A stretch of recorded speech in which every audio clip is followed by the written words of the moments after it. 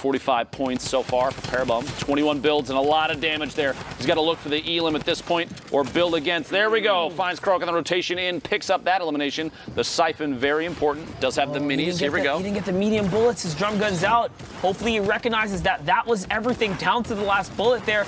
Someone makes the edit on him. He puts the trap in. And it's two players here backed against the wall. He's back. I just want to say, you said he needed that drum gun, and brother, I think he just proved you wrong. Back to back to back tack shots, paying off huge there, up to 106 builds. But look at the high ground here, all the way in the sky. And MrSavageM starting to apply a little pressure from underneath. Those players all the way up top. The drop in, Parabellum finds another one. The tack shotgun still leading the way. The thing is ridiculous in these close quarters box fights. Parabellum showing exactly why. That's exactly where it shines is in the box battles. Savage is firing shots up at Chizo and Kinstaar trying to take them off the high ground, but Bro is still on the offense as he pulls in MrSavageM. He cannot beat MrSavageM in a 1v1 tack trade-off right there. The combat does win the engagement if you can just connect a little more, that high fire rate. Savage just got an Elim. He had done enough. Someone falls down, He had done enough damage. The fall damage, the drop in there, gets that elimination. Sigma dies all the way in the bottom, the elimination in the bottom. 1v1. Explodes! Savage takes home the victory royale. The storm paid off. 5 elims, 15 points total. Savage, what a legend. And with that, guys, we're going to toss it on over to Golden Boy and Sundown. Man, that was a good old...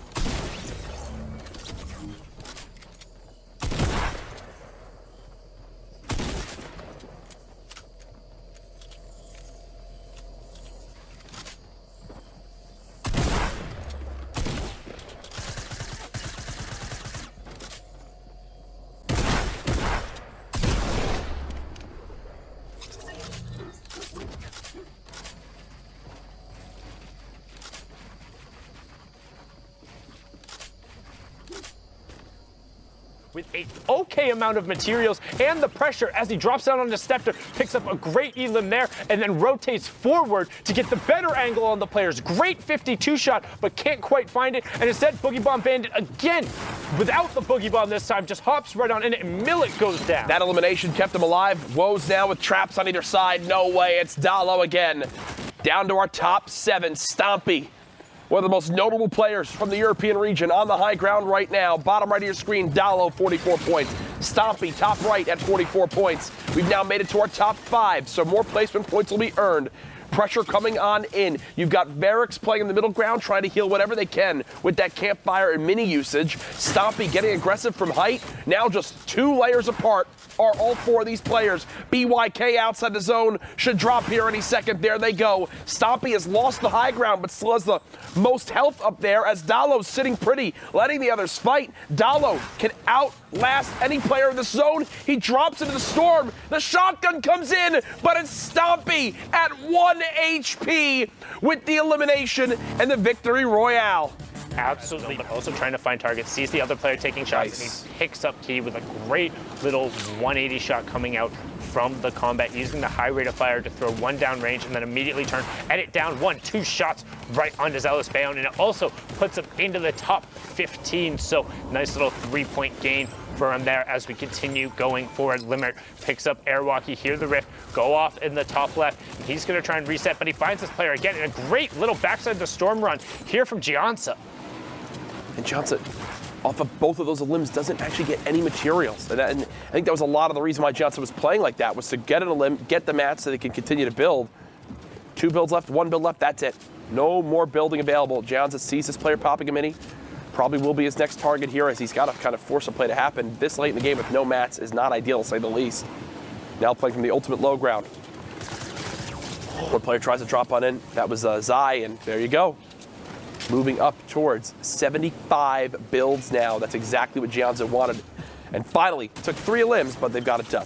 Yeah, and he also got a launch pad and the spike traps going in there, and then immediately gets to play Luke Garvin on that and top right back up. So on up to 80 builds and the low ground control, top 7, and some shadow bomb. So he's going to be able to shadow bomb and then be able to use the double jump to take the high ground away. We've seen it before. We've seen the shadow bombs be able to make great plays, and he does it. He takes high ground away, but Wilku is going to challenge him for it. He's saying, you're not taking my advantage. However, everyone else is stuck. They're all stuck down there with nothing. Grizzly finds builds, but has no utility to get back out, and he gets chipped. So Cal gets the siphon. Can he find enough to get up? He's desperately trying to get back in the zone. As Cindy goes down, Cal is going to go down, so it's going to be a 1-on-1 between the two, fought for the high ground. Gianza with the brilliant Luke Goblin play to pick up the shadow bomb, got there, and now he's challenging for the high ground against Wilco. Oh, and we're going to have a big build fight here. Gianza, first shot comes in, Wilco, no shields left. Tags him back, but Gianza backs on up, and the range that combat shotgun comes into play. A 4-point swing at the end right there. 6 elimination victory royale, a 16-point win, and a brilliant way to end the European matches. I know, a brilliant way to end the European matches indeed, but I want